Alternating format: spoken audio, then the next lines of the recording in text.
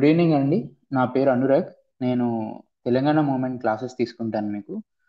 Before starting the subject నేను కొన్ని things చెప్దాం అనుకుంటున్నాను. మనము ఈ సెషన్స్ ఎలా చేద్దామంటే let's make this sessions interactive sessions అండి. అంటే ఇప్పుడు నేను ఏదో చెప్పేసి మీరు వినేసి అలా కాకుండా నేను ఏమన్నా చెప్తే మీరు ఆన్సర్ ఇవ్వడం కానివ్వండి, లేదంటే ఏమన్నా డిస్కషన్స్ నేను పెడితే ఇన్వాల్వ్ అవ్వడం కానివ్వండి, అలా చేద్దాం అనమాట. అప్పుడు ఏమవుతుందంటే కాన్సెప్ట్ చాలా ఈజీగా గుర్తుండిపోద్ది. అండ్ ఆల్సో మనకి సబ్జెక్ట్ నేర్చుకుంటుంటే ఒక ఎంతూజియాజం వస్తూ ఉంటుంది. అండ్ ఆల్సో గట్టిగా గుర్తుపెట్టుకోండి, this is a no judgement zone. Okay, మనకి వచ్చింది రాదు అవన్నీ పక్కన పెట్టేసి హ్యాపీగా సబ్జెక్ట్ నేర్చేసుకుందాం. అండ్ ఆల్సో మీకు క్లాస్ మధ్యలో ఏమైనా డౌట్స్ వస్తే అన్మ్యూట్ యువర్ సెల్ఫ్, అడగండి. ఇది నా డౌట్ సార్ అని చెప్పండి, నేను వెంటనే మీకు ఆన్సర్ ఇచ్చేస్తాను. Then again will get back to class, మనం డిస్కస్ చేసేసుకుందాం. అట్లా ఒక ఇంటరాక్టివ్ సెషన్లో ముందుకెళ్దాం. And coming to this subject, ఈ సబ్జెక్ట్లో హిస్టరీ పార్ట్తో పాటు కొంచెం ఎనాలిసిస్ కూడా ఉంటుందండి. అండ్ హిస్టరీ పార్ట్ చాలా వరకు ఉంటుంది. And there are lot of names, dates, years, prominent places, prominent situations. ఒక క్రోనలాజికల్ ఆర్డర్లో మనం దీన్ని గుర్తుపెట్టుకోవాల్సి వస్తుంది. మీకు డౌట్ రావచ్చు, ఇవన్నీ ఎట్లా గుర్తుంటాయి సార్, చాలా ఎగ్జాస్టివ్గా ఉంది కదా సిలబస్ అని చెప్పి. ఓన్లీ వన్ థింగ్, మనం ప్రతిరోజు ఏం చేద్దామంటే ఒక 45 to 50 minutes నేను క్లాస్ తీసుకున్నాక ఈ రోజు జరిగిన క్లాస్ని నెక్స్ట్ డే మార్నింగ్ ఒక 10 minutes రీక్యాప్ చేద్దాం. మీరు కూడా while you're preparing do extensive revision. Revision చేస్తూనే ఉండండి, రివైజ్ రివైజ్ అలా చేస్తూనే ఉండండి. సో దట్ మీకు ఒక స్కెలిటన్ అనేది ఫామ్ అయిపోతుంది. ఒక్కసారి ఆ బేస్ అనేది ఫామ్ అయిపోతే మీకు చాలా క్లియర్గా ఐడియా వచ్చేస్తుంది అసలు ఏం జరుగుతోంది డిస్కషన్ అని చెప్పి. సో అవి మీరు చాలా క్లియర్గా ఒకటి గుర్తుపెట్టుకోవాలి. అండ్ ఈరోజు మనం క్లాస్లో ఏం చేద్దామంటే అసలు సిలబస్ని అనాలిసిస్ చేద్దాం. అసలు ఏమేమి ఉన్నాయి సిలబస్లో, డిఫరెంట్ డిఫరెంట్ చాప్టర్స్ ఏమున్నాయి, అసలు ఆ చాప్టర్స్లో మనం నేర్చుకోవడానికి ఏముంటుంది. అండ్ ఆల్సో నేను మీకు last year group 1 mains paper తీసుకొని సిలబస్ని పక్కన పెట్టి చెప్తాను అసలు ఏం వచ్చాయి, అసలు ఎలా వచ్చాయి, సిలబస్ నుంచే వచ్చాయా అని చెప్పి. వెరీ వెరీ ఇంపార్టెంట్ థింగ్ మీరు గుర్తుపెట్టుకోవాల్సింది ఏంటంటే సిలబస్. సిలబస్ మనకి గట్టిగా తెలియాలి. సిలబస్ తెలిస్తే మిగతా అన్ని తెలిసిపోతాయి. Okay, let's start the subject. Okay, first ఈ సిలబస్ నేను ఏదైతే మీకు ఇప్పుడు చూపిస్తున్నానో ఇది గ్రూప్ 1 మెయిన్ సిలబస్ అండి. గ్రూప్ 1కి గ్రూప్ 2కి there is no change in the syllabus. Same syllabus ఉంటుంది. గ్రూప్ 2లో వచ్చేసరికి మీరు 150 మార్క్స్ ఆబ్జెక్టివ్ రాస్తే గ్రూప్ 1లో 150 మార్క్స్ మెయిన్స్ పేపర్ రాయాల్సి వస్తుంది. ఓకే, ఇందులో ఏముంటాయంటే 3 పార్ట్స్ ఉంటాయి. First part idea of Telangana, second part వచ్చేసి మొబిలైజేషన్ ఫేజ్, థర్డ్ పార్ట్ వచ్చేసి towards formation of Telangana state. ఇవి 3 పార్ట్స్. మనం ఇప్పుడు ఇన్ డీటెయిల్గా ఒక్కొక్క చాప్టర్లో అసలు ఏమేమి ఉన్నాయి అని చెప్పి ఒకసారి డిస్కస్ చేసుకుందాం. First chapter, historical background. Telangana as distinctive cultural unit of Hyderabad princely state. First మనం గుర్తుపెట్టుకోవాల్సింది ఏంటంటే ఇండియన్ యూనియన్లో హైదరాబాద్ స్టేట్ మర్జ్ అయ్యేటప్పుడు హైదరాబాద్ స్టేట్ మ్యాప్ అనేది ఇలా ఉంది. ఓకే, ఇందులో ఈ పార్ట్ చూసుకుంటే దిస్ ఇస్ తెలంగాణ పార్ట్. ఇప్పుడు ప్రజెంట్ తెలంగాణ ఏదైతే ఉందో ఆ పార్ట్ ఇది. మరి ఇదేంటి, this is part of Karnataka and this is part of Maharashtra. ఈ 3 పార్ట్స్ని కలిపి అప్పుడు హైదరాబాద్ స్టేట్ అనేవాళ్ళు. ఓకే, ఇప్పుడు మనం ఫస్ట్ చాప్టర్లో ఏదైతే ఈ హైదరాబాద్ ప్రిన్స్లీ స్టేట్ అని అంటున్నామో ఈ హైదరాబాద్ ప్రిన్స్లీ స్టేట్ ఇలా ఉండేది అప్పట్లో. అండ్ మనం ఈ హైదరాబాద్ ప్రిన్స్లీ స్టేట్ ముందు డిస్కస్ చేసుకునే ముందు ఈ హిస్టారికల్ బ్యాక్గ్రౌండ్లో మనం ఏం డిస్కస్ చేసుకుంటామంటే అసలు అసఫ్జాయిస్ గురించి బ్రీఫ్గా డిస్కస్ చేసుకుంటాం అనమాట. అసలు వీళ్ళ కింగ్డమ్ అనేది ఎలా స్టార్ట్ అయింది, అండ్ స్టార్టింగ్ నుంచి మన మ్యాప్ ఇట్లానే ఉందా, లేదంటే ఇంకొన్ని ఏరియాస్ ఉండేనా మన దగ్గర, లేటర్ పార్ట్లో కొన్ని ఏరియాస్ తీసేశారా. వీటిని సుభాష్ అనేవాళ్ళు. ఇప్పుడు డిస్ట్రిక్ట్స్ అంటాం కదా, ఒకప్పుడు వీటిని సుభాష్ అనేవాళ్ళు అనమాట. ఈ సుభాష్ అనేవి ఇన్నే ఉన్నాయా, లేదంటే ఇంకా ఎక్కువ ఉండేనా, ఓవర్ ద టైం డిక్రీజ్ అయ్యాయా అనేవి మనం ఒకసారి బ్రీఫ్గా అసఫ్జాహి హిస్టరీ తెలుసుకున్నప్పుడు డిస్కస్ చేసుకుంటాం. ఫస్ట్ ఏంటంటే నేను చెప్పాను కదా దిస్ ఇస్ ద మ్యాప్, ఇలా ఉండేది. ఇప్పుడు దీంట్లో geographical features, cultural, socio political and economical features. అసలు జాగ్రఫికల్ ఫీచర్స్ అంటే మన తెలంగాణ స్టేట్లో రివర్స్ ఏమున్నాయి, ఒకవేళ రివర్స్ ఉంటే వాటి ట్రిబ్యూటరీస్ ఏంటి, క్యాచ్మెంట్ ఏరియా ఏంటి, మనది ప్లాటూ ల్యాండ్ అంటాం కదా, అసలు ప్లాటూ ల్యాండ్ అంటే ఏంటి, ఏ టైప్స్ ఆఫ్ హిల్ ఫార్మేషన్స్ ఉన్నాయి మన దగ్గర, వాటర్ ఫాల్స్ ఏమున్నాయి. కంప్లీట్గా జాగ్రఫీ సబ్జెక్ట్ కాదు కానీ అలా జాగ్రఫీని బ్రీఫ్గా టచ్ చేస్తాం అనమాట. అండ్ ఆల్సో మన దగ్గర క్రాప్స్ ఎలాంటివి గ్రో అవుతాయి, క్రాపింగ్ ప్యాటర్న్స్ ఏంటి. ఇది కొంచెం డెప్తే, కాకపోతే ఏంటంటే ఇట్స్ అన్ ఓవర్లాపింగ్ టాపిక్ అండి. ఇప్పుడు ఇందులో మీకు క్లియర్గా ఒక ఐడియా వచ్చేసింది అనుకోండి, ఎక్స్క్యూజ్ మీ, జాగ్రఫీ సబ్జెక్ట్ చదువుకునేటప్పుడు కూడా మీకు చాలా క్లియర్గా ఉంటుంది. ఇప్పుడు కమింగ్ టు కల్చర్, అసలు మన దగ్గర కల్చర్ విషయానికి వచ్చేసరికి అసలు కల్చర్లో మనం ఏమేమి నేర్చుకోవాల్సి వస్తుంది. It's a huge first chapter అండి. అసలు కమింగ్ టు కల్చర్, మనం కల్చర్లో ఏమేమి చెప్తామో ఒకసారి నేను ఇన్ డీటెయిల్గా మీకు చెప్తాను. సో ఇది కల్చర్ పార్ట్ కదా, ఈ culture part social features, sorry, social features కలిపి నేర్చుకుంటాం. మంది మల్టీ లింగ్విస్టిక్ స్టేట్ అప్పట్లో. ఎందుకు multi linguistic state? And also different princely states నుంచి వచ్చి మన స్టేట్లో ఉండేవాళ్ళు, హైదరాబాద్ ప్రిన్స్లీ స్టేట్లో ఉండేవాళ్ళు. డిఫరెంట్ కమ్యూనిటీస్ ఉండేవి. ఎందుకు ఉండేవి? ఇవన్నీ మనం ఇందులో క్లియర్గా నేర్చుకుంటాం. అండ్ ఆల్సో మనని గంగా యమున తెహజీబ్ అనేవాళ్ళు. ఎందుకు? ఇదంతా మనం ఈ కల్చర్ పార్ట్లో చాలా డీటెయిల్గా డిస్కస్ చేసుకుంటాం. అండ్ ఆల్సో క్యాస్ట్ ఏమున్నాయి, మన దగ్గర ఉన్న కులాలు ఏంటి, సబ్ క్యాస్ట్ ఏంటి, ఆశ్రిత కులాలు అంటాం, వాళ్ళెవరు, వాళ్ళ ఆక్యుపేషన్ ఏంటి, ఇదంతా క్లియర్గా డిస్కస్ చేసుకుంటాం. అండ్ ఆల్సో ట్రైబ్స్ గురించి మాట్లాడుకుంటాం. ట్రైబ్స్లో గోండ్స్ కానివ్వండి, కోయాస్ కానివ్వండి, తొట్టి, యానాది, ఇంకా చాలా ట్రైబ్స్ ఉన్నాయి. వీళ్ళ ఆక్యుపేషన్ ఏంటి, వీళ్ళ లాంగ్వేజ్ ఏంటి, వీళ్ళ కల్చర్ ఏంటి, చాలా క్లియర్గా డిస్కస్ చేసుకుంటాం. And coming to arts and crafts, మన దగ్గర various forms of dance forms ఉండేవి. తెలంగాణ హిస్టరీలో మీరు వినే ఉంటారు, పేరుని శివతాండవం అనేవాళ్ళు. దాన్ని రివైవ్ చేసాం మనం. అండ్ ఆల్సో మన దగ్గర చిందు భాగవతాలు, ఒగ్గు కథ, చెక్క బొమ్మలాట,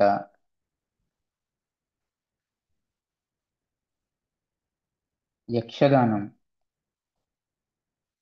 ఇవన్నీ చాలా ఫేమస్ ఉండేవి. ఇప్పుడు లంబాడీ డ్యాన్స్ కానివ్వండి, గుసాడి డ్యాన్స్ కానివ్వండి, అసలు ఈ different form of dance forms ఏవైతే ఉన్నాయో వీళ్ళు పెర్ఫామ్ చేసే ఆర్టిస్ట్ ఎవరు, వీళ్ళ గురించి కూడా డిస్కస్ చేసుకుంటాం. And coming to crafts, very famous Nirmal చెక్క బొమ్మలు అంటాం కదా, అలానే పెంబర్తి మెటల్ క్రాఫ్ట్స్. వరంగల్ వాళ్ళు ఉంటే వాళ్ళకి క్లియర్గా అర్థమవుతుంది, వరంగల్ కార్పెట్ చాలా ఫేమస్. ఎందుకు? అది ఎప్పటి నుంచి స్టార్ట్ అయింది, ఇవన్నీ మనం ఈ కల్చర్ పార్ట్లో ఇన్ డీటెయిల్గా ఒకసారి డిస్కస్ చేసుకుంటాం అన్నమాట. అండ్ ఆల్సో ఈ క్రాఫ్ట్స్ అయిపోయిన తర్వాత ఫేర్స్, ఫెస్టివల్స్ ఉంటాయి. జాతర, ఫేమస్ సమ్మక్క సారక్క జాతర, ఏడుపాయల జాతర, కొండగట్టు జాతర, నాగోబా జాతర, ఇవన్నీ. అండ్ బతుకమ్మ ఫెస్టివల్ గురించి డీటెయిల్గా, బోనాల గురించి డీటెయిల్గా, తీజ్, శీతల్ భవాని, ఈ ఫెస్టివల్స్ గురించి డీటెయిల్గా మనం ఫేర్స్ అండ్ ఫెస్టివల్స్లో మాట్లాడుకుంటాం. అండ్ ఆల్సో మన దగ్గర ఇప్పుడు హైదరాబాద్ ఉంటే హైదరాబాద్లో ఇంపార్టెంట్ ప్లేసెస్ ఏమున్నాయంటే టక్కున ఏం చెప్తారు, చార్మినార్ అంటుంటారు కదా. సో ఈ చార్మినార్ గురించి, గోల్కొండ గురించి, చౌమహల్లా ప్యాలెస్ ఉంటుంది, వాటి గురించి, పైగా టూమ్స్, ఇంకా చాలా ఉన్నాయండి ప్రామినెంట్ ప్లేసెస్ హైదరాబాద్లో. అండ్ ఆల్సో హైదరాబాద్లో ఒక్కటే కాదు, మనకి ఉమ్మడి 10 జిల్లాలు ఉన్నాయి కదా, ఈ ఉమ్మడి 10 జిల్లాల్లో ప్రామినెంట్ ప్లేసెస్ ఏమున్నాయో అవి కూడా డిస్కస్ చేసుకుంటాం. నేను ఎంత డీటెయిల్గా మీకు సిలబస్ ఎందుకు చెప్తున్నానంటే మీకు ప్రతి చాప్టర్ ఒక ఐడియా వస్తే మనం ప్రతి చాప్టర్ ముందు ఓకే ఇది మనం ఈ చాప్టర్ లో డిస్కస్ చేసుకుంటున్నాం అంటే సింపుల్ అండి. మీరు ఒక సినిమా చూసే ముందు ఒక ట్రైలర్ చూస్తారు కదా, అట్లానే మనం ప్రతి చాప్టర్ డిస్కస్ చేసుకునే ముందు ఓకే ఈ చాప్టర్ లో ఇది ఉంటుంది అని మీకు ఒక ఐడియా వచ్చింది అనుకోండి, అర్థం చేసుకోవడానికి చాలా ఈజీగా ఉంటుంది. ఓకేనా? సో ఇది మన కల్చర్ పార్ట్. అండ్ ఆల్సో నేను మీకు ఒకటి చెప్పాలన్నమాట. ఏంటంటే ఇప్పుడు సారీ, సో ఈ చాప్టర్ ఉంది కదా, ఈ చాప్టర్ లో మనం ఫస్ట్ హిస్టారికల్ బ్యాక్గ్రౌండ్ నుంచి స్టార్ట్ చేసాం కదా. హిస్టారికల్ బ్యాక్గ్రౌండ్ నుంచి Hyderabad princely states culture, socio economical, political and economic features ఇప్పటివరకు మనం చెప్పాం కదా. అదే ఇందాక అనుకున్నాం కదా, tribes, religion, arts, crafts, languages, dialects. ఇది నేను మీకు ఎప్పుడు చెప్తానంటే స్టార్టింగ్ లో చెప్పను. ఈ పార్ట్ ఏదైతే ఉందో లాస్ట్ లో మీకు చెప్తాను. ఎక్కడ చెప్తానంటే లాస్ట్ పార్ట్ లో fourth chapter cultural revivalism in Telangana, other symbolic expressions in Telangana movement. ఈ పార్ట్ లో మన దగ్గర కల్చర్ అనేది ఎట్లా రివైవ్ చేశారో చాలా క్లియర్ గా ఉంటుందండి. సో నేను ఇప్పుడు ఏదైతే డిస్కస్ చేశానో అది ఈ చాప్టర్ తో కలిపి చెప్తానన్నమాట. అప్పుడు మీకు ఏం అర్థమవుతుందంటే ఓకే మన కల్చర్ అనేది ఇలా స్టార్ట్ అయింది, లేటర్ పీరియడ్ లో దాన్ని ఇలా రివైవ్ చేశారు అని మీకు ఒక క్రిస్టల్ క్లియర్ ఐడియా వస్తుంది. సో మనం ఫస్ట్ చాప్టర్కి వచ్చేసరికి ఎలా డిస్కస్ చేస్తామంటే ఈ historical background, distinctive cultural unit, socio economic future వరకు ఆపేసి ఈ పార్ట్ మాత్రం లాస్ట్ లో చదువుకుంటాం అన్నమాట. Okay. And next Hyderabad administration, princely state లో అడ్మినిస్ట్రేషన్ ఎలా ఉండేది. ఈ అడ్మినిస్ట్రేటివ్ సిస్టమ్స్కి వచ్చేసరికి చెప్పాలండి, ఇది కూడా అడ్మినిస్ట్రేషన్ ఏంటంటే అప్పట్లో మన టాక్సేషన్ సిస్టమ్ ఎలా ఉంది, అసలు జాగీర్దారీ సిస్టమ్ అంటే ఏంటి, డిఫరెంట్ టైప్స్ ఆఫ్ ల్యాండ్స్ ఉండేవి, అవి ఏ టైప్ ఆఫ్ ల్యాండ్ లాగా వాటిని కన్సిడర్ చేసేవాళ్ళు, సాలార్జంగ్ వన్ ఈయన తీసుకొచ్చిన మేజర్ అడ్మినిస్ట్రేటివ్ రిఫార్మ్స్ ఏంటి, ఇవన్నీ మనం అడ్మినిస్ట్రేషన్ లో డిస్కస్ చేస్తాం చాలా క్లియర్ గా. ఓకే. ఇప్పటి వరకు క్లియరా అండి నేను చెప్పింది?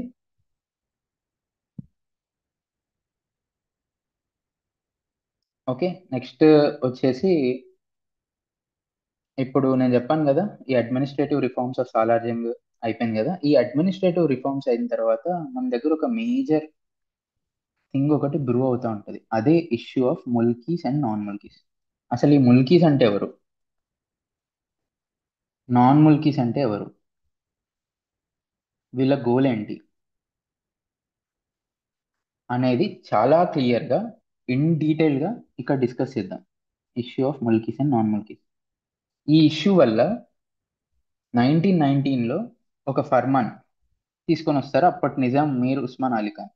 అసలు ఫర్మాన్ అంటే ఏంటి? ఫర్మాన్ ఇస్ నథింగ్ బట్ జియో అంటే. జియో అంటే ఏంటి? గవర్నమెంట్ ఆర్డర్ కదా. ఇప్పుడు గవర్నమెంట్ ఆర్డర్ ని జియో అంటాం కదా, అప్పట్లో ఫర్మాన్ అంటుండే. సో ఈయన తీసుకొచ్చిన ఫర్మాన్ ఏంటి, అసలు ఎందుకు తీసుకొచ్చాడు, అప్పట్లో employment and civil service rules ఎలా ఉండే, అండ్ ఈ ముల్కీ రూల్స్, ఈ ముల్కీ వైలేషన్స్ ఏమవుతున్నాయి, అసలు ముల్కీ వైలేషన్స్ అనే కాన్సెప్ట్ ఎప్పుడు స్టార్ట్ అయింది అనేది మనం క్లియర్ గా ఇక్కడ డిస్కస్ చేస్తాం. ఇది first part of Mulki issue. Okay. దాని తర్వాత లేటర్ కోర్స్లో నిజాం సబ్జెక్ట్ లీగ్ అనేది ముల్కీ రైట్స్ ప్రొటెక్ట్ చేయడానికి ఒక ఆర్గనైజేషన్ లా ఫామ్ అవుతుంది. అసలు వాళ్ళ ఎజెండా ఏంటి, దాంట్లో ఉన్న మెంబర్స్ ఎవరు, లేటర్ ఆ గ్రూప్ ఏమైంది అని కూడా మనం డిస్కస్ చేస్తాం. అదే ఇక్కడ ఉంది, Nizam subjects league, also known as Nizam's Mulki league.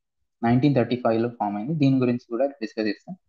దీని తర్వాత దీని తర్వాత జరిగే సిరీస్ ఆఫ్ ఈవెంట్స్ ఏంటంటే Hyderabad state is eventually merged into Indian union.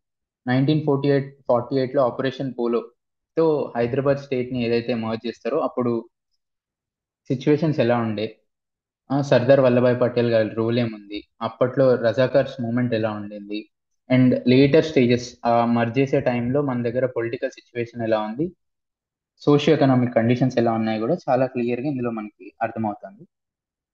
And in detail గా కూడా డిస్కస్ ఇస్తాం ఇదంతా. దాని తర్వాత ఏంటంటే మర్జ్ చేసిన తర్వాత ఫస్ట్ తెలంగాణ మిలిటరీ రూల్లో ఉండేది. జేఎన్ చౌదరి గారు అని, సారీ, ఫస్ట్ జేఎన్ చౌదరి రూల్లో ఉండేది, మిలిటరీ రూల్లో. అండ్ దాని తర్వాత ఎంకే వెల్లోడి. ఈ was an ICS officer. ICS officer అంటే ఇప్పుడు ఐఏఎస్ ఆఫీసర్ ఎట్లనో అప్పట్లో ఐసిఎస్ ఆఫీసర్స్ అట్లా. ఫస్ట్ మిలిటరీ రూల్, దాని తర్వాత ఎంకే వెల్లోడి, సివిల్ గవర్నమెంట్ అంటాం దీన్ని. సో వీళ్ళిద్దరి రూల్లో అప్పుడు ఎంప్లాయ్మెంట్ పాలసీస్ ఎలా ఉన్నాయి, సిచ్యువేషన్స్ ఎలా ఉన్నాయి డిస్కస్ చేస్తాం. అండ్ ఇంపార్టెంట్, ఫస్ట్ మనం చెప్పాం కదా ఇక్కడ ముల్కీ ఇష్యూ అనేది స్టార్ట్ అయింది. అప్పట్లో ముల్కీ ఇష్యూ ముందుకు ఎలా వెళ్ళింది, దాని రిలేటెడ్ వైలేషన్స్ ఇక్కడ డిస్కస్ చేస్తామని నేను అన్నాను కదా. సేమ్ మళ్ళీ ఇక్కడికి వచ్చేసరికి వైలేషన్స్ ఆఫ్ ముల్కీ రూల్స్ ఎలా ఉండే, దాని ఇంప్లికేషన్స్ నెక్స్ట్ ఎలా ఉండేది అనేది కూడా ఇక్కడ డిస్కస్ చేస్తాం. So this is the end of first chapter. And coming to next chapter ఏంటంటే ఇప్పుడు 1952లో, సారీ, లేటర్ పార్ట్లో ఏమవుతుందంటే హైదరాబాద్ స్టేట్కి ఎలక్షన్స్ అవుతాయండి. హైదరాబాద్ స్టేట్కి ఎలక్షన్స్ అవ్వగానే, ఇది complete state, a state which has all these parts, ఇంకా ఇప్పటికీ తెలంగాణ అనేది డివైడ్ అవ్వలేదు. ఈ ఆల్ పార్ట్స్లో ఎలక్షన్స్ అవుతాయి. ఫస్ట్ డెమోక్రాటికల్లీ ఎలక్టెడ్ గవర్నమెంట్ అనేది ఫామ్ అవుతుంది. ఓకే, ఈ డెమోక్రాటికల్లీ ఎలక్టెడ్ గవర్నమెంట్ ఏదైతే ఉందో దాన్ని పాపులర్ గవర్నమెంట్ అంటాం. Popular ministry under Burgula Ramakrishna Rao గారు. ఇప్పుడు హైదరాబాద్లో మనం టెలిఫోన్ భవన్ దగ్గరికి వెళ్తుంటే బూర్గుల రామకృష్ణారావు భవన్ అంటాం అన్నమాట. అది ఆయన ఆ భవన్ పేరు పెట్టింది ఈయన పేరు మీద. He was the first chief minister of Hyderabad state, democratically elected chief minister. Okay, so ఈయన క్యాబినెట్ లో ఎవరెవరు ఉన్నారు, వాళ్ళు హోల్డ్ చేసిన మినిస్ట్రీస్ ఏంటి, ఈ గవర్నమెంట్ తీసుకొచ్చిన ఫేమస్ పాలసీస్ ఏంటి, వీళ్ళ మీద అప్పట్లో ఏమైనా అండర్స్ట్ ఉందా, అదంతా కూడా డిస్కస్ చేస్తాం. దాని తర్వాత 1952లో జరిగిన ముల్కీ యాజిటేషన్ ఏంటి. చెప్పాను కదా ఇక్కడ స్టార్ట్ అయిన ముల్కీ ఇష్యూ ఏదైతే ఉందో అది పెరుగుతూ పెరుగుతూ పెరుగుతూ ఇక్కడ వరకు వచ్చిందండి. ఈ 1952లో అది పీక్స్కి వెళ్ళిపోయింది అనమాట. అసలు ఎందుకు వెళ్ళింది, దీంట్లో లోకల్ ఎంప్లాయ్మెంట్ గురించి జరిగిన ధర్నాలు ఏంటి, దాంట్లో పార్టిసిపేట్ చేసిన లీడర్స్ ఏంటి, దాని పర్యవసానాలు ఏంటి, అవన్నీ కూడా చాలా క్లియర్గా డిస్కస్ చేస్తాం. Excuse me. అండ్ అప్పుడు సిటీ కాలేజ్ ఇన్సిడెంట్ అవుతుంది.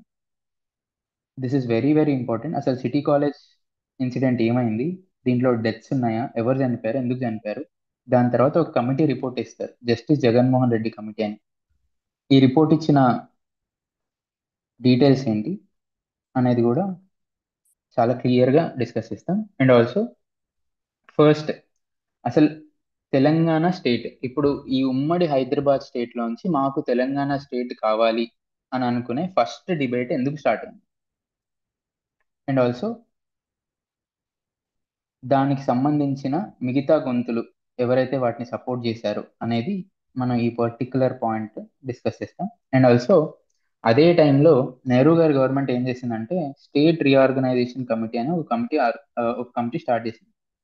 దీనికి హెడ్ ఫజల్ అలీ గారు అండ్ అదర్ మెంబర్స్ ఉండేవాళ్ళు, కేఎం పనిక్కర్, హెచ్ఎం కుంజురు అని చెప్పి.